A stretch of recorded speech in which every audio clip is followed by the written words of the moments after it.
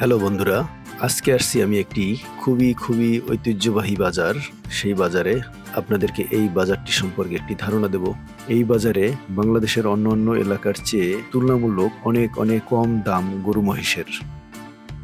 প্রথমেই বাজারের ভিতরে ঢুকতে একটি ব্রিজ আছে। এই ব্রিজের পাশেই একটি ময়দান দেখতে পাচ্ছেন। এই ময়দানটি মূলত ধান এবং ডালের বাজার মিলে এখানে।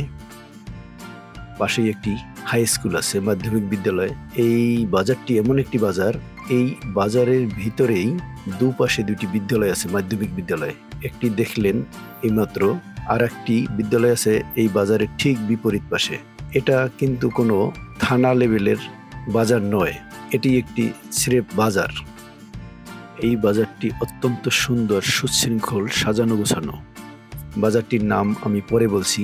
বাজারটির মাঝখানে দেখুন একটা বিশাল আকারের পুকুর আছে। এই পুকুরে হিউজ পরিমাণ মাছ চাষ করা হয় এবং প্রতি বছর তা সেচ করে বিক্রি করা হয়। এটি এমন একটি ঐতিহ্যবাহী বাজার, এই বাজারে জেলা পর্যায়ে যে সমস্ত প্রোডাক্ট আপনি কিনতে চান সচরাচর, এখানেও ঠিক সেই সমস্ত সকল প্রোডাক্ট আপনি কিনতে পারবেন।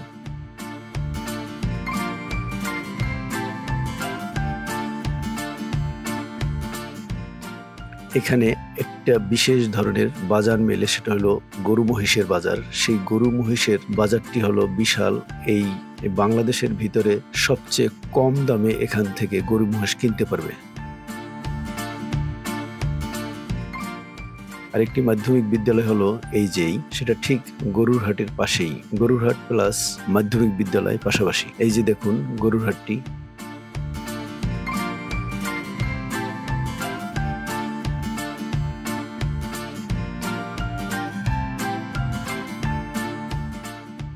এখান থেকে কিছুটা দূরেই এটা হলো কলেজ।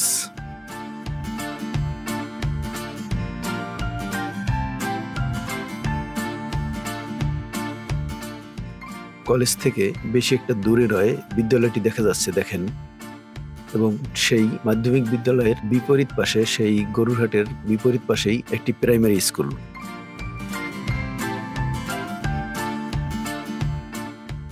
এই গরুরহাটটি সম্পর্কে আপনাদের একটি ধারণা দেই। এই গরুরহাটটির এই যে মাঝখানে একটি ফাঁকা অংশ দেখছেন, এখানে গরু নেই, এখানে মূলত মহিষ ওঠে এই ফাঁকা অংশে। এটা দুপুর 2টার পরে এই মহিষগুলি এখানে আসা শুরু হয়, আর এই গরুরহাটটি দুপুর 2টা পর্যন্ত থাকে, সকাল থেকে।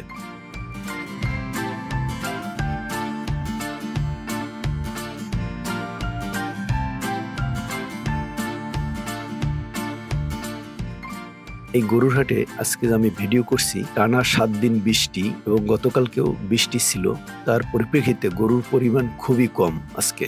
এই বাজারটি সপ্তাহে একদিন বসে, সেটা হলো সোমবার দিন। রবিবার দিন রাত্র থেকেই গরু আসা শুরু হয়, কিন্তু গত রাত্রে প্রচুর বৃষ্টি হয়েছে, টানা বৃষ্টি সারা দিন। রবিবার দিন সারা দিন সারা রাত প্রচুর বৃষ্টি। তার জন্যই দূর দূরান্ত থেকে এখানে গরু আসতে পারেনি। কাছের লোকালের যে গরুগুলি, সেই গরুগুলি এখানে উঠছে। তাই গরুর পরিমাণ খুবই কম আজকের বাজারটিতে। আর আজকেও সকালে বৃষ্টি ছিল প্রচুর, তাই এই গরুর আজকে এই অবস্থা। কিন্তু সারা বাংলাদেশে যত পাইকার আছে, তারা এখান থেকেই কম দামে গরুগুলো নিয়ে যায়, নিয়ে গিয়ে সেই পাইকাররা বাংলাদেশের বিভিন্ন জায়গায় বেশি দামে বিক্রি করে।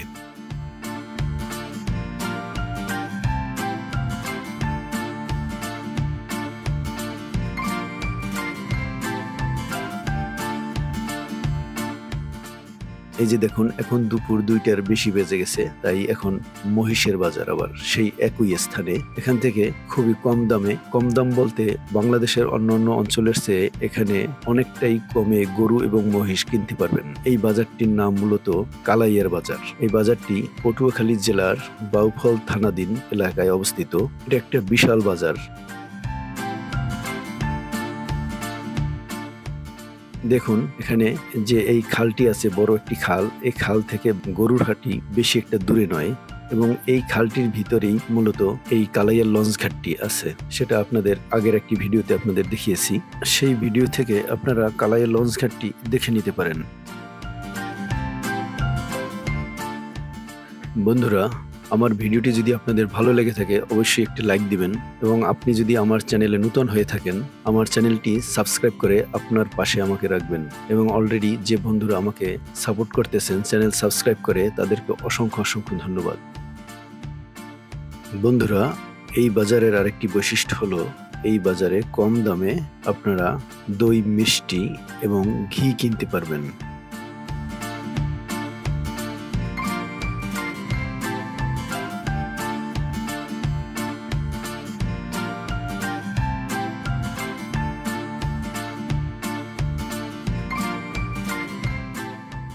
দেখুন, এরকম একটি ঐতিহ্যবাহী বাজার বাংলাদেশে সাধারণত তেমন একটা আপনারা খুঁজে পাবেন না। আপনাদেরকে আগেই বলেছি, এটা কোনো থানা পর্যায়ের বাজার না, এটা শুধুই একটি গ্রামের বাজার। দেখেন কতটা বিশাল বড় আকারের বাজার।